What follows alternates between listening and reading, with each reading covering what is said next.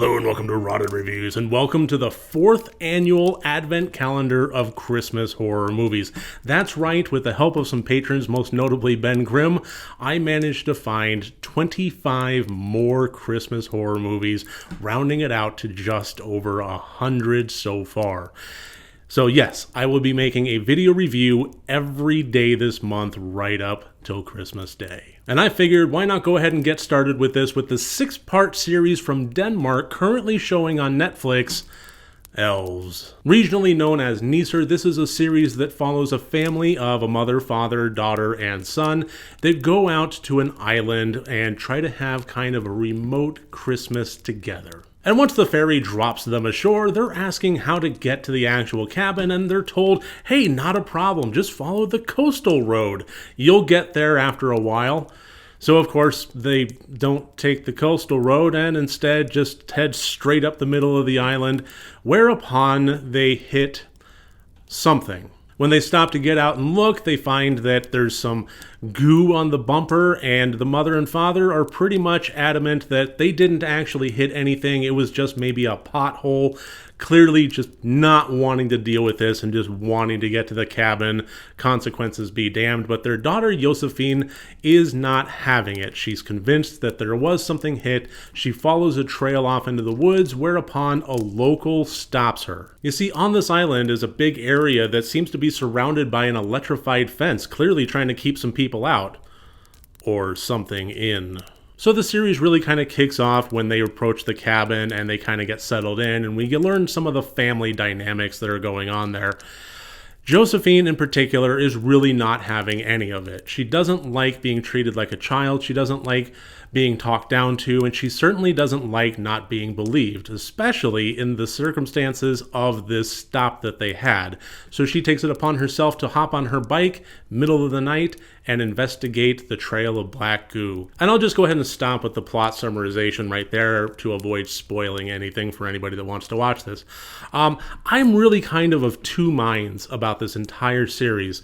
First of all, I love a good dark fairy tale. I love when we kind of take creatures and elements of lore, especially children's lore, and bring them into more of a visceral, gritty, darker reality, which is a lot of times the original stories to begin with. And in this case, that's really kind of what we had here with some of the creatures that kind of were born from folk tales and so forth regionally, and then kind of Disneyfied and made more commercially palatable, and now we're kind of getting back to telling some of the tales of the balance between us and nature and the creatures that kind of merge between those two. So on a conceptual level, I really dug this one. I was kind of excited about it, and there were some really good elements to it as far as creature design. Some of it was pretty scary, some of it was actually really cute, downright adorable actually. However, that's not to say that I enjoyed this entire series completely.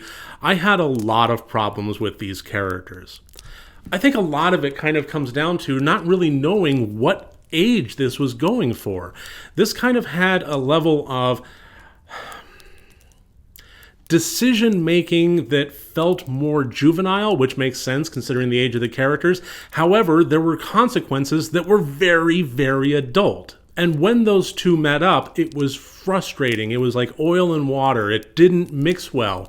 We had situations where somebody would make a decision to do something, and by all accounts, it's kind of treated along the same lines as you would find in a Nickelodeon made-for-TV movie as far as everybody's attitude and flippancy for it. However, the natural consequences of it is people fucking died. And I mean gruesomely, beheadings, that kind of thing. I mean, it's not really holding a whole lot back. I'm not going to say that this is a full balls-to-the-wall gore fest, but it doesn't hold back. The natural consequences of decision-makings and actions within this series are very adult, but the people's attitudes toward them are very movie of the week, on, your typical preteen channel. And I know that horror movies and a lot of fiction are kind of born from conflict in terms of people making bad decisions, having the consequences pop up, and then having to deal with them. That's kind of just the bread and butter of a lot of plot lines. But I kind of take issue with it when We have characters that are doing nothing but making the absolute worst decisions constantly at all times and every single one of them. How many warnings do the locals have to give them about what road to travel down, what fence not to cross, what not to do before they actually do the opposite in every single case? And how am I not supposed to be frustrated when that happens? I like characters that play things smart. Yes, consequences and conflict needs to happen. Otherwise, we're just kind of winding up with a boring story. But in dealing with those consequences, it would be nice if somebody learned a damned lesson. And the part that really got me, and I'm going to be phrasing this fairly softly here because, again, I don't want to go through into spoilers, but we had a situation happen towards the latter part of the series where a couple of characters were holed up together, and it was kind of clear that the series was trying to make one into a villain. The problem was, I was totally and completely on board with them. We had a character soothing another one, saying, oh, it's not your fault, you didn't do anything. And this person that they're trying to establish as the villain is basically saying exactly what I've been saying the last few hours.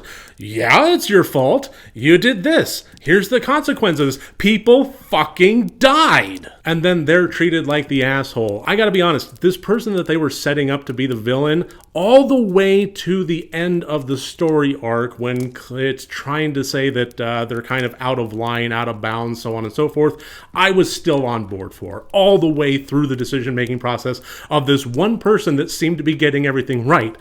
Even though it was harsh. I don't give a shit. This was absolutely a situation where with the adult, gruesome, visceral consequences, there kinda needed to be some adult, visceral, gruesome solutions. And instead, the series really takes that movie of the week on Nickelodeon or Disney Channel kind of tone, continuing on with the it's not your fault, you didn't do anything wrong, when clearly they did, and clearly other people suffered. So what was an interesting concept ultimately wound up kind of falling flat for me. Not just flat, but absolutely frustrating. There were many times that I was just almost rage quitting this entire series because of the paths that a lot of these characters chose to take, a lot of their interactions. There was no lessons learned. There was no overcoming conflict through personal resolution, anything along those lines. It just kind of continued on with people making bad decisions, soothing one another about them, and then everything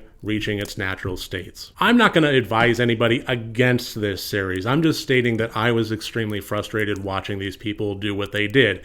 This was very competently shot. Again, the creature effects were really decent.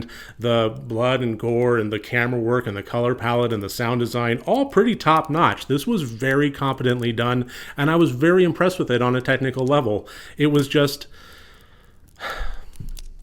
it was infuriating in all honesty. So there you go, that's my review of the 2021 series from Denmark, currently airing on Netflix, Nisser, or Elves. Thank you so much for joining me here today. I look forward to seeing you tomorrow on my next Advent Calendar Christmas horror movie review. Remember to take care of each other, and next time you want to watch a horror movie, first make sure that it's good and rotted.